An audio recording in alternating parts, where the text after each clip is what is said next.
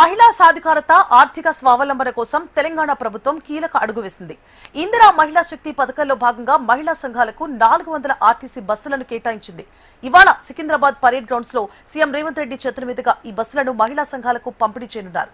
అనంతరం బహిరంగ సభలో సీఎం రేవంత్ రెడ్డి పాల్గొంటారు.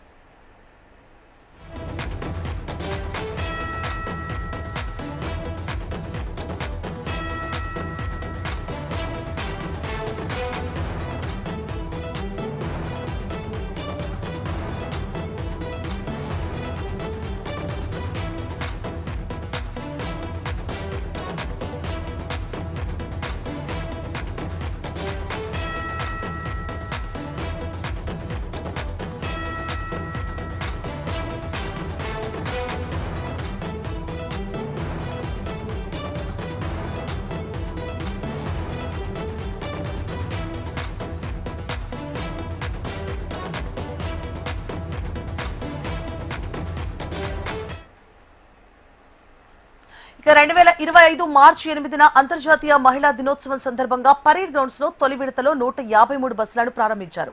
వీటికి డ్రైవర్లు, కండక్టర్లను ఆర్టీసీనే సమకూర్చింది.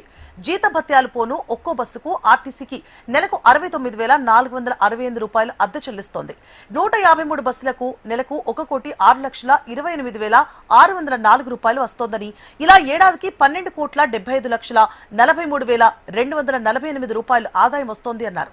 బస్సులు కొనుగోలు చేసి ఆర్టీసీ అద్దెకిచ్చి నడిపించడం విజయవంతం కావడంతో రాష్ట్ర ప్రభుత్వం రెండో విడతలో ఇవాళ మరో 400 బస్సులు కొనుగోలుకు అనుమతిచ్చింది.